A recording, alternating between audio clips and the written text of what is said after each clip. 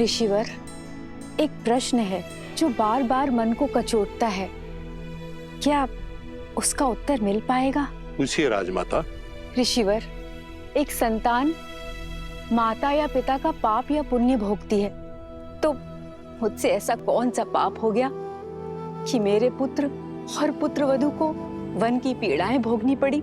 माता, जिनके कर्म और जीवन चक्र अंतिम पड़ाव पर होते हैं, अर्थात जो अपना अंतिम जीवन जी रहे होते हैं, उन्हें अकारण भी कष्टों का भागी बनना पड़ता है और जीवन की यह अंतिम परीक्षा देनी पड़ती है।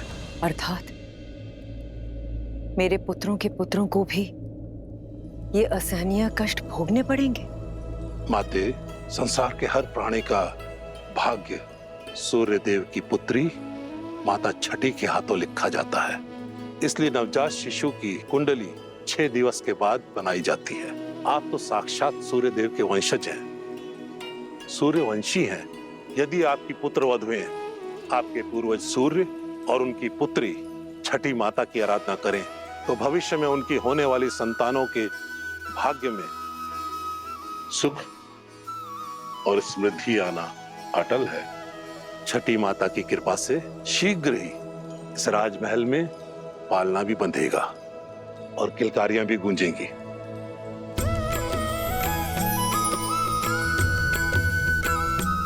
महर्षिवर, हम सभी बहनें छठी माता की पूजा अवश्य करेंगे। ऋषिवर, इस मन में मैं संदेह लेके आई थी, उस मन में आस भरने के लिए बहुत बहुत धन्यवाद।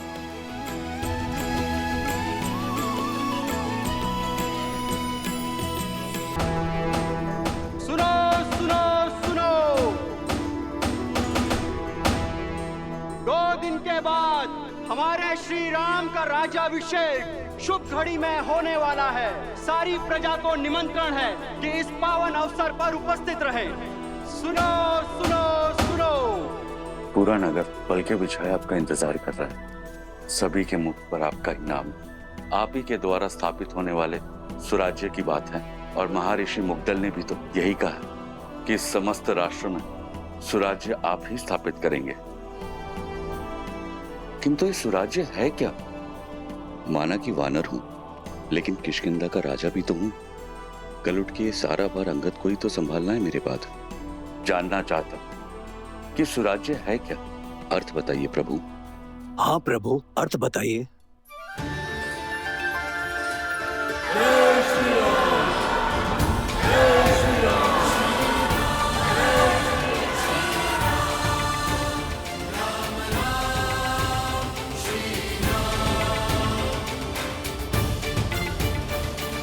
सुराज्य का अर्थ जानना था ना मित्र। सुख, समृद्धि, रक्षण और न्याय, ये सुराज्य के लिए आवश्यक है। सुराज्य का अर्थ आपके सामने है मित्र।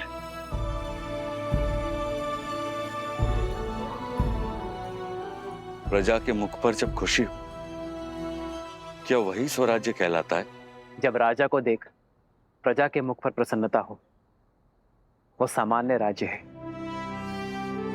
प्रजा के चेहरे पर जो स्मित है, वो एक सुखद बदलाव और समृद्ध भविष्य की अपेक्षा है। प्रजा को आशा होती है कि राजा उनके दुख सुनेगा, उनकी पीड़ा हरेगा। पर सुराज्य वो जब प्रजा को देख राजा के मुख पर प्रसन्नता हो, राजा को संतुष्टि हो कि वो अपनी प्रजा की अपेक्षाओं को पूर्ण कर पाया है। जब राजा को यह विश्वास हो कि वो अपनी प्रजा के जीवन में बदलाव लाने में सक्षम है, वो है सुराज्य। प्रजा को देख एक राजा तब मुस्कुराता है जब वो जानता है कि ना राजा के मन में कोई प्रश्न है, ना ग्लानि है, ना पीड़ा है, और ना ही उसके प्रजा के मन में। आज मेरी प्रजा के मुख पर स्मित है। मैं अपनी प्रजा की अपेक्षाओं को पूर्ण कर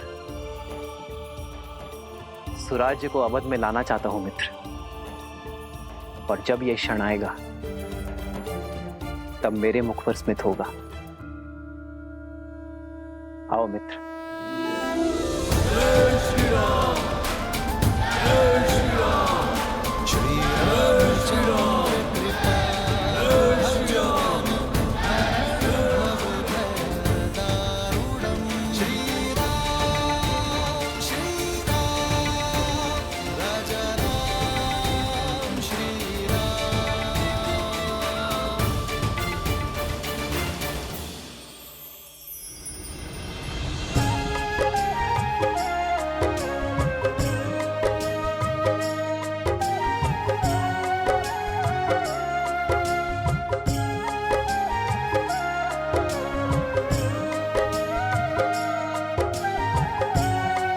सीता दीदी, हमारे पग को कष्ट ना हो इसलिए ये सारा प्रयास हनुमान जी हमारे लिए कर रहे हैं, किंतु हमें ये सब भा नहीं रहा। हनुमान केवल हमारे लिए नहीं कर रहा है श्रुतकीर्ति, हमारे पीछे हमारी प्रजा की स्त्रियां भी हैं। उन्हें कष्ट ना हो ये उसका उद्देश्य है। हाँ दीदी, पर ये सब केवल हमारे कारण ही हो रहा है ना? हाँ, ये आरंभ है और इसे रोज का नियम बनाना होगा। प्रातः की शुरुआत कहीं ना कहीं से तो होगी ना। स्वच्छता केवल धूल कंकड़ का निवारण नहीं करती, एक स्वस्थ जीवन की नींव भी रखती है। जब राज्य के लोग स्वस्थ होंगे तो हमारा राज्य भी स्वस्थ होगा।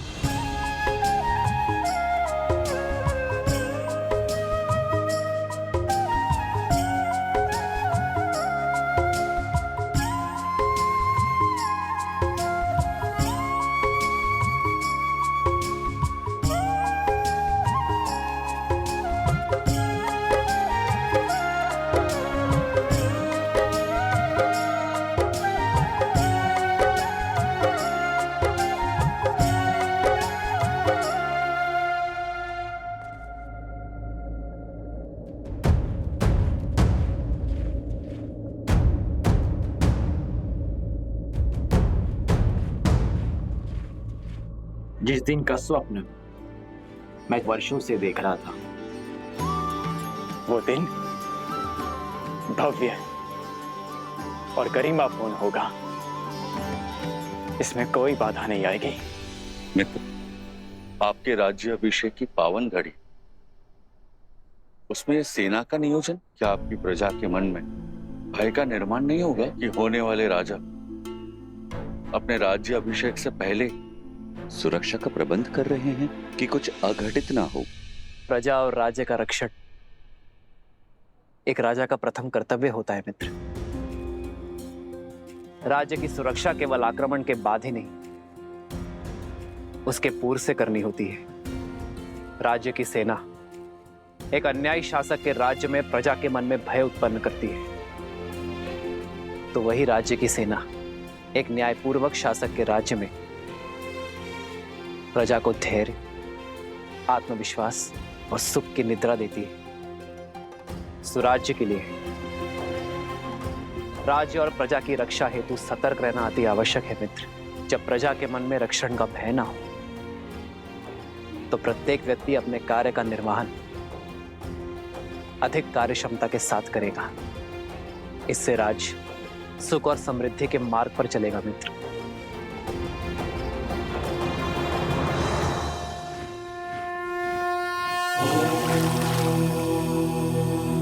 शांति शांति शांति।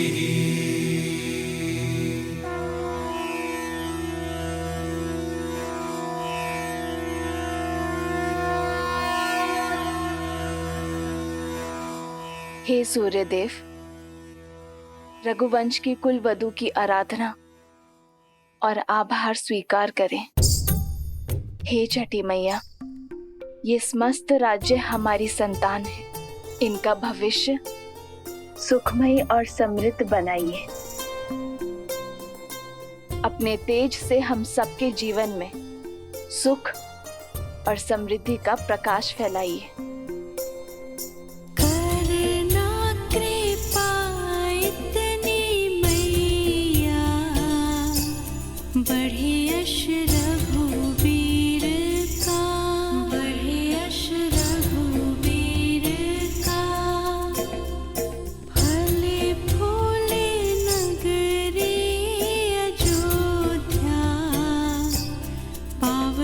पड़े पीर का, पाव न पड़े पीर।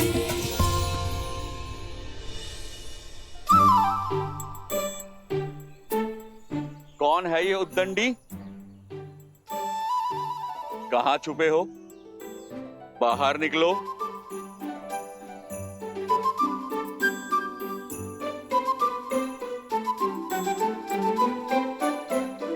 क्षमा कीजिए प्रभु। किस बात की क्षमा? वो हमारी गेंद आपको क्षति पहुंचाई। इसका दंड तो अवश्य मिलेगा, किंतु दंड से पहले एक बात जानना आवश्यक है कि किसी भी क्रीड़ा में ये विशेष ध्यान रखा जाए कि किसी को हानि ना हो, किसी को क्षति ना पहुंचे। जी प्रभु, हम दंड के लिए तैयार हैं। पहले वचन दो कि इस बात का ध्यान रखोगे। हम वचन देते हैं, अवश्य ध्यान रखेंगे। तो अब दंड के लिए सज्ज हो जाओ। अपना हाथ आगे करो।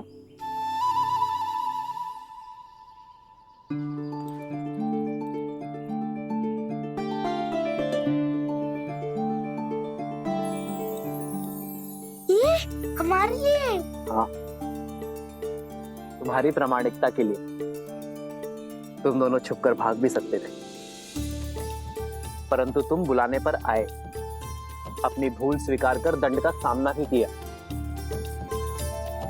यही प्रामाणिकता जीवन भर बनाए रखना। चलो अब एक और खेल खेलते हैं। ये देखते हैं कि तुम सब में सबसे वेग से कौन दौड़ता है।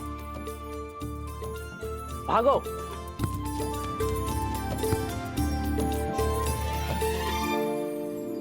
मित्र, राजा का धर्म तो सेवा है। आपने जो इनको ये धन दिया, ये ना लगे कि आप अपने धन का प्रदर्शन कर रहे हैं। जब राजा अपने स्वर्ण और रत्न का प्रदर्शन करता है, तब प्रजा का राज्य के प्रति शक्ति और सामर्थ्य बढ़ता है। मित्र, एक राजा के लिए रत्न प्रदर्शन जितना आवश्यक है, उतना ही घातक धन का मोह है। जब राजा अपनी संपत्ति को लेकर निर्मोही होगा, तभी वो राज्य को स्वराज्य की ओर ले जा पाएगा।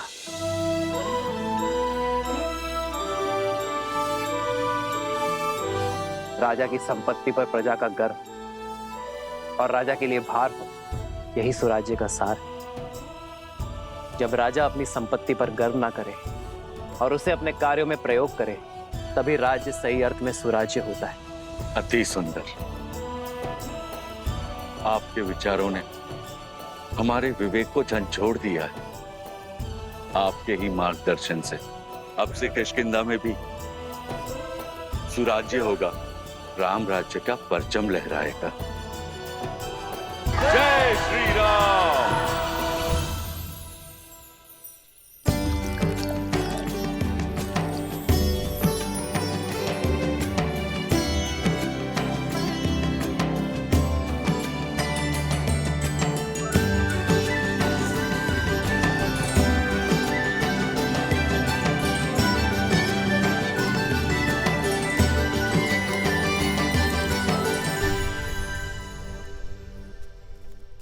अपराधी हो तुम सब। कैसा अपराध? क्या अपराध किया है हमने? अद्भुत। पहले चोरी, ऊपर से सीना चोरी। पहले हमारे जीविका के साधन की चोरी की इन ब्राह्मणों ने, और अब तुम वैद्य हो। तुम मेरी पत्नी के उपचार और चिकित्सा के लिए मुझसे धन मांग रहे हो, उसके प्राण बचाने के बजाय। मैं ब्राह्मण हूँ, चोरी जैसा शब्द मैं सोच भी नहीं सकता। और ये लकड़ियां यज्ञ के लिए है। ये मेरी जीविका और मेरा धर्म है। हाँ, और औषधियां मेरी जीविका है। यदि मैं अपनी औषधियां बिना मोल के दे दूं, तो मेरा परिवार कैसे चलेगा? मित्र, ये तीनों ही अपनी जगह सही। अब इसका क्या उपाय है? स्वराज्य का चौथा स्तंभ, न्याय। आओ मित्र। प्रभु, प्रणाम प्रभु। क्या हुआ? ये कोलाहल क्यों है अयोध्या में? कोई बात नहीं रघुनंदन, हम तो बस ऐसे। प्रजा का राजा से समस्या छुपाना राजा की हार और राज्य के पतन का सूचक है। निसंकोच कहिए। प्रभु, पूरे दिन सूर्य के ताप में जलकर गिरी हुई लकड़ियां एकत्रित की थी, परंतु बीच में हमारी कुल्हाड़ी टूट गई। हमने लकड़ियां सूखने के लिए छोड़ दी थी, सोचा इन्हें बेचकर पुनः अपना कार्य प्रारंभ करेंगे। किंतु इन ब्राह्मणों ने हमारी लकड़ियों का उपयोग यज्ञ में कर लिया प्रभु। प्रभु, शास्त्रों के अनुसार स्वयं गिरी हुई लकड़ियों का उपयोग केवल यज्ञ में ही किया जाता है। अब आप ही बताइए, शास्त्र नीति का पालन करके हमने क्या अपराध किया है, पाप किया है? यहाँ किष्किंधा के राजा मेरे मित्र वानर राज सुग्रीव उपस्थित है, क्यों ना वो इस समस्या का हल बताए। इन ब्राह्मणों का कोई दोष नहीं। ना आप असत्य कह रहे हैं, ना आपने कोई अपराध किया है, ना हमारे वैद्यराज का कहना गलत है। प्रभु, अगर कोई गलत नहीं है तो ये कलेश क्यों? इसका समाधान क्या है प्रभु? शास्त्रों के अनुसार यज्ञ में स्वयं गिरी लकड़ियों का ही उपयोग करने का निर्देश है, इसलिए ब्राह्मण निर्दोष है। किंतु ब्राह्मणों के लिए न्याय वनवासियों के अन्याय का कारण बना, और वनवासियों का अन्याय वैद्यराज के अन्याय का कारण। वनवासियों की आजीविका का साधन उनसे छिन गया, उनका जीवन चक्र हिल गया। ऐसे में उन्हें पुनः सशक्त करने का दायित्व किसका है? भूल समझ में आ गई प्रभु, यह समाज का कार्य है। यज्ञ के उपयोग में मिलने वाली सुविधा का मूल्य देना हमारा धर्म है, और इसीलिए वनवासियों को नई कुल्हाड़ियां हम देंगे, अपना कर्तव्य हम निभाएंगे। प्रभु, हमारे न्याय का आधार धर्म हो चला था, इसीलिए हम भटक गए थे, जबकि हमारे धर्म का आधार न्याय होना चाहिए। मित्र, आज ये घटना आपके समक्ष हुई, इसीलिए ये न्याय हुआ, परंतु तुम्हारी अनुपस्थिति में ये हुआ तो क्या करोगे? जिन्हें आवश्यकता है पहले उनकी सहायता करेंगे मित्र। आप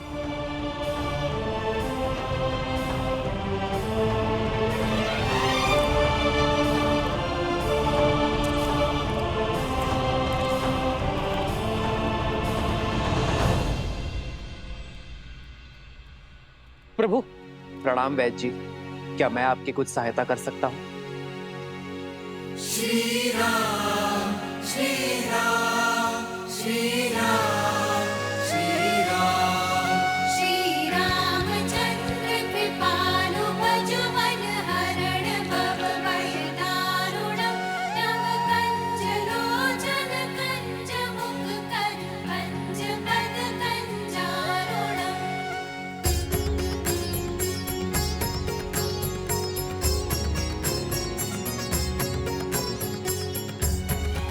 मृत्यु अवश्य ही परमात्मा के हाथ में है, किंतु जब किसी की मृत्यु को अंतिम क्षण तक टालने के लिए पूरा परिवार अपितु पूरा समाज जुट जाए, तब बनता है सच्चा और आदर्श राज्य। जब किसी के दुख के क्षण में ना कोई ऊंच नीच, ना कोई जात पात का विचार आए, वो कहलाता है स्वराज्य। जब राजा अपनी प्रजा के लिए उससे अधिक कर जाए, जिसमें वो सक्षम है, तब बनता है स्वराज्य।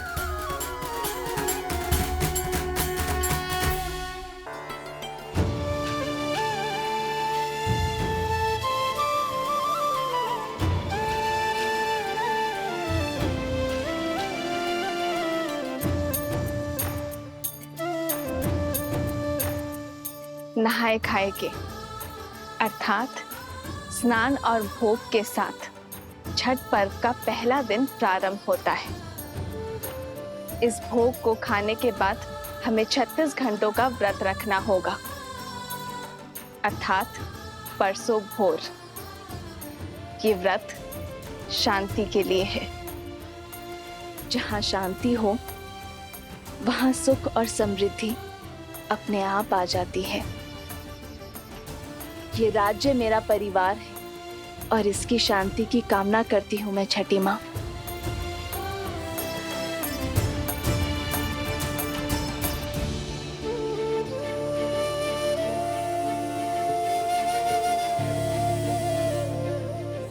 वहां प्रभु श्री राम और यहाँ माता सीता संसार को जीवन जीने का पाठ सिखा रहे हैं। इतने से समय में इतना कुछ सीखकर मैं तो धन्य हो गया।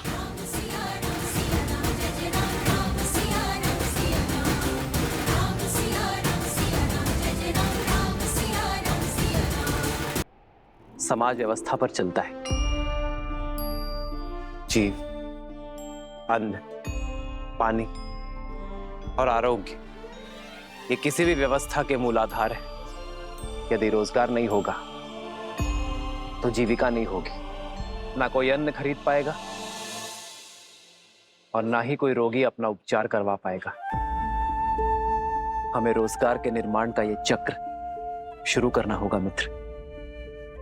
वही राजा को अन्न और जल, इन मूलभूत आवश्यकताओं का संचय और निर्माण करना होगा।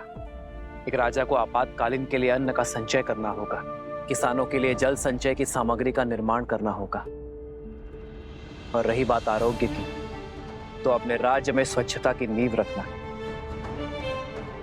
अपनी प्रजा को निरोगी बनाना और आरोग्य केंद्र का निर्माण करना हमारा धर्म यही कर्म करने की बात करता है मित्र। जहां न्याय धर्म का आधार हो वो सामान्य राज्य है, किंतु जहां धर्म का आधार न्याय हो वो सुराज्य है। मित्र, आप धन्य हैं। अब चले मित्र, छठ पर्व में सूर्य को अर्घ देने का समय हो गया है। जैसी आपकी आज्ञा।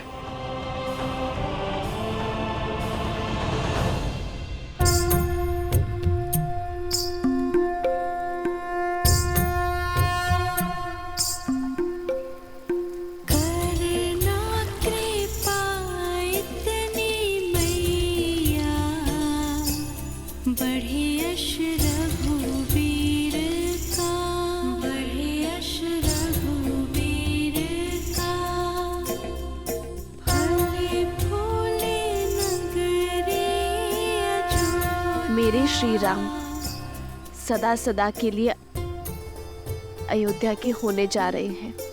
राज्याभिषेक के इस शुभ दिन पर उन्हें आशीर्वाद दीजिएगा छठी मैया।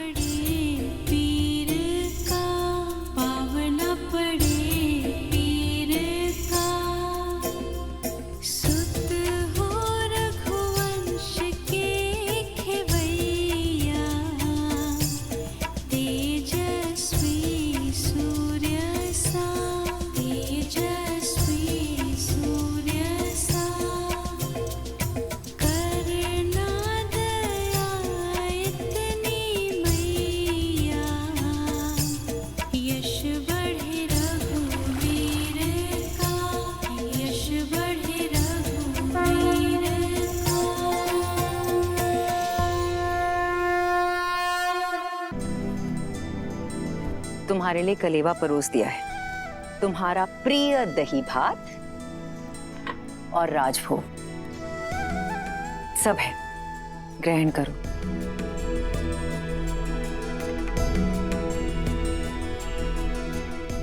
माँ, सीता का है?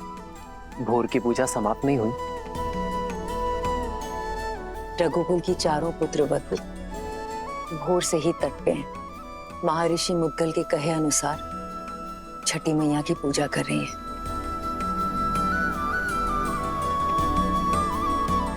कल तुम्हारा राज्याभिषेक है राम। कल के पश्चात बहुत से कर्तव्य, बहुत से दायित्व निभाने हैं तुम्हें। ऐसे में तुम्हारी अर्धांगिनी, तुम्हारी सीता, तुम्हारी शक्ति में भक्ति का बल डालने का प्रयास कर रही है। तुम्हारी लंबी आयु और अयोध्या के सम्मान के लिए प्रार्थना कर रही है। रघुकुल के दीप की सुरक्षा की प्रार्थना कर रही है। तब तो समय लगेगा माँ। कुछ खाया उन चारों ने? कहाँ? 12 प्रहर का उपवास है उनका, जो तुम्हारे राज्याभिषेक से पहले ही समाप्त होगा। परिवार में पुरुष चाहे सफलता के जिस भी शिखर पर पहुंच जाए, उसका आधार, उसकी धरा एक स्त्री ही होती है। और माँ, घर की उन्नति में पति पत्नी दोनों ही भागी होते हैं ना, तो व्रत केवल स्त्री ही क्यों रखे? मैं भी सीता के लिए व्रत रखूंगा। राम सिया राम सिया राम सिया राम, राम सिया राम सिया राम। और मेरा ये व्रत सीता के प्रति मेरे प्रेम और सम्मान का प्रतीक होगा। हाँ, मेरा राम जितना प्यारा पुत्र है, उतना ही उत्तरदायी पति भी है।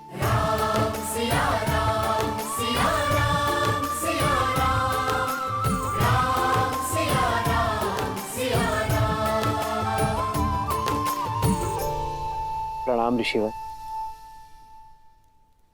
कल सुबह सूर्य की पहली किरण के साथ ही श्री राम का राज्याभिषेक होगा और श्री राम जैसा धर्मात्मा राजा पाकर ये धरा धन्य हो जाएगी।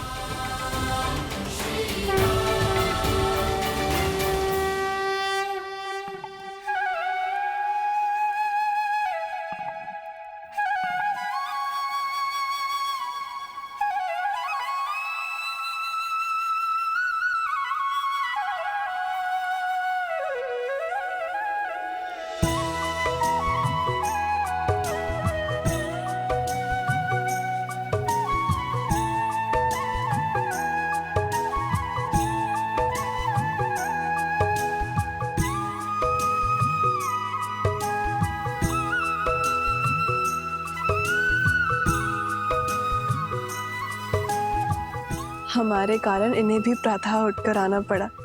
बेचारे, लगता है अभी भी मीठी निद्रा के स्वप्न देख रहे हैं।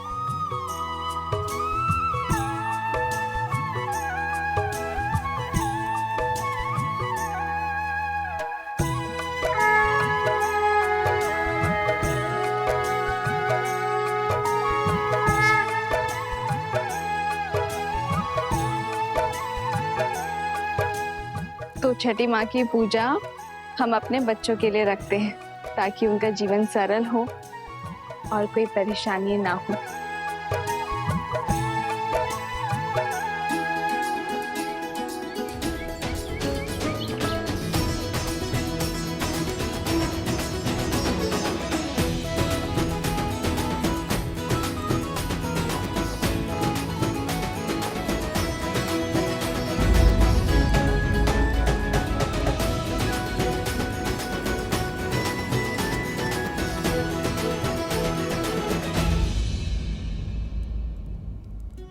पिछले 14 वर्ष से हमें जिस दिन का इंतजार था, तुम उसका भाग नहीं बनना चाहती हो।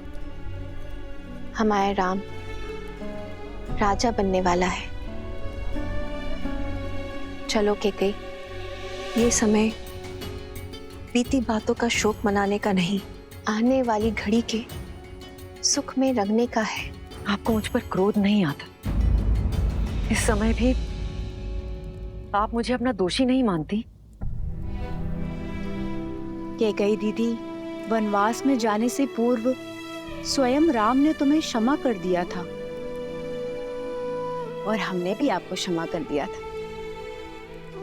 मुझे राम के प्रति तुम्हारे प्रेम में ना पहले कोई संदेह था ना है। मुझे ज्ञात होता कि समस्त भूमि के राजाओं से मेरा राम राजधर्म सीखेगा, ज्ञान प्राप्त करेगा, तो वनवास का ये वचन पहले मैं मांग लेती। दीदी, आपके भीतर ममता ही नहीं, बुद्धि माता का सागर बहता है। धन्यवाद दीदी। तो दीदी, तनिक आप भी इस ज्ञान की गंगा में गोता लगा लीजिए। भूल का भार छोड़िए और पुत्र के राजाभिषेक में चलिए। सियावर रामचंद्र की, सियावर रामचंद्र की, सियावर रामचंद्र की, सियावर रामचंद्र की।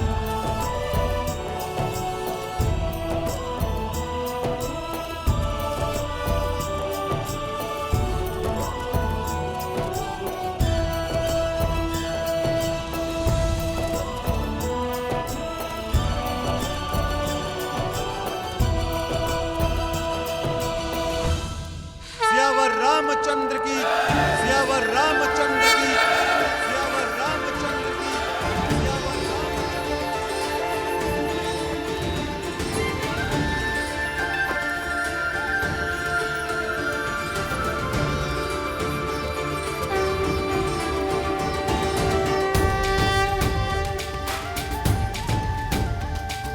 श्री रामचंद्र कृपालु भजु मन हरण भव भय दारुणम।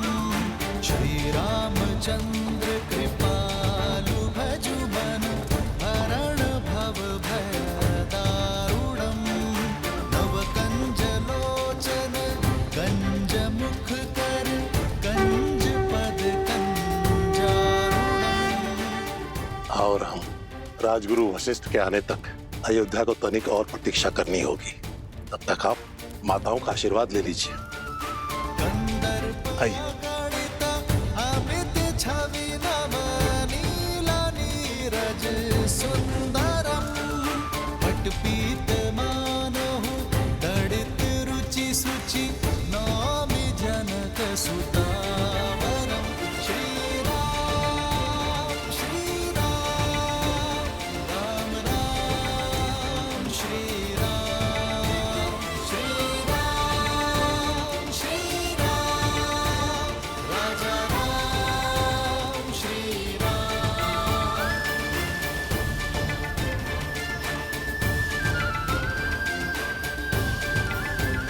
श्री राम श्री राम राम राम श्री राम।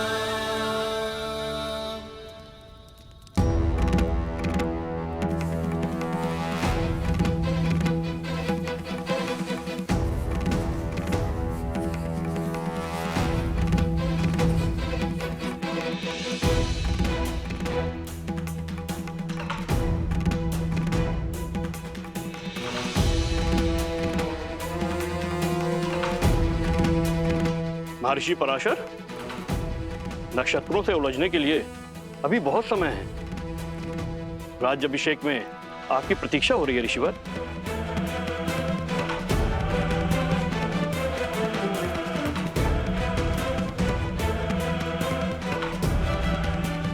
आप इतने गंभीर क्यों हैं ऋषिवर? क्योंकि ग्रहों के संकेत ठीक नहीं है। जब किसी के भाग्य में राहु की छाया पड़ जाती है तो असुरी माया कोई ना कोई कष्ट जरूर देके जाती है। मुझे राम पर विश्वास है। यदि भाग्य में संघर्षों का भंवर है तो वो भी स्वीकार है। और मुझे विश्वास है कि अयोध्या के नए राजा इस भंवर से भी अवश्य पार होंगे। एक राजा के जीवन का संघर्ष उसकी संपूर्ण प्रजा को भोगना पड़ता है। इस राज्य अभिषेक के समय की कुंडली में यह स्पष्ट है कि एक महाअसुरी शक्ति अयोध्या में प्रवेश करने वाली है।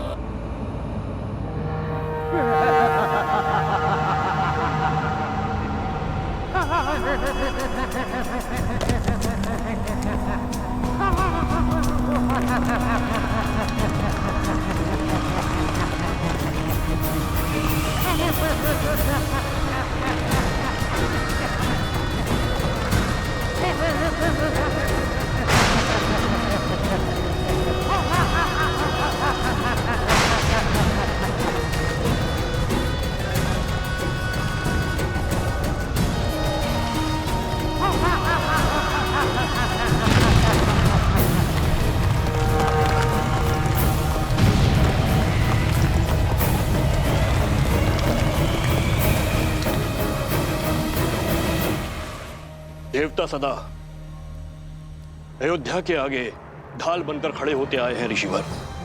यदि कोई आसुरी शक्ति राम राज्य में प्रवेश करने की चेष्टा भी करेगी तो उसका सामना धर्म की शक्ति से होगा। आप आइए और राम को आशीर्वाद दीजिए। शुभ घड़ी में कुछ ही समय शेष है। आशा करता हूं कि इस बार भी आपके विश्वास की जय हो।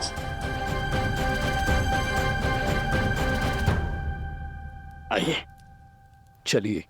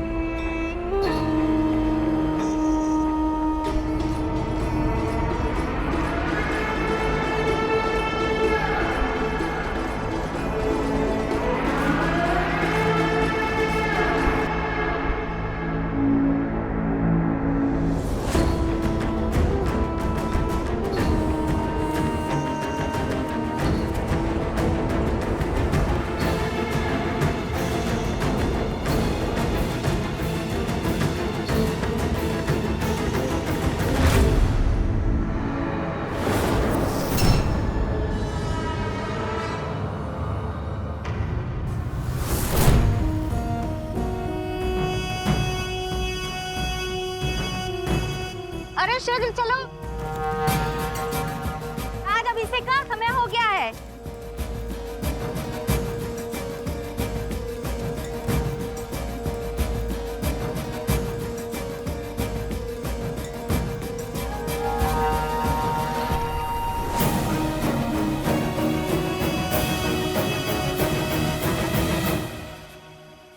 सर्वमंगलमांगल्ये शिवे सर्वार्थसाधिके शरण्ये त्र्यंबके गौरी नारायणे नमोस्तुते। माता, जीवन के पग पग पर आपने महादेव का साथ दिया है। आशीर्वाद दे कि वैसे ही मैं भी सदा अपने श्री राम का साथ दे सकूं। सुख दुख की हर घड़ी में मैं राजा राम की पत्नी के रूप में सभी दायित्व निभा सकूं।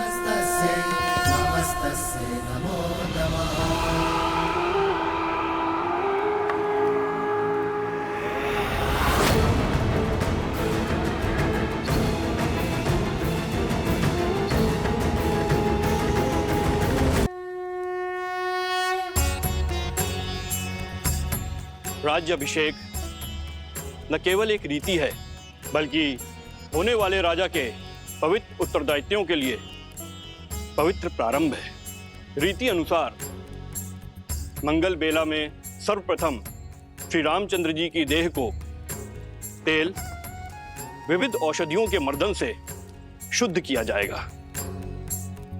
पृथ्वी, जल, अग्नि, वायु, इन 4 तत्वों के साथ आकाश तत्व के जुड़ने से इस तन का निर्माण होता है और इसमें सबसे अधिक रोग उत्पन्न होते हैं वायु तत्व के कारण।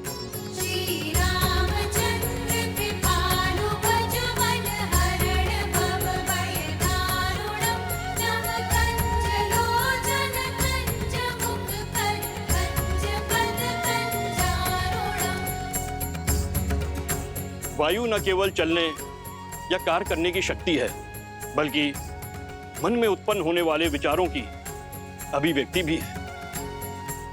मन के मैल के कारण ही समस्त संसार में पाप, अपराध और दुराचार होते हैं। अतः मंत्रों से मन को बांधकर एवं तेल के मर्दन से वायु तत्व को शांत किया जाता है। पश्चात यह मन स्वच्छ हो जाता है और जिस राजा का मन स्वच्छ हो वह धैर्य और सहनशीलता का पर्याय होता है।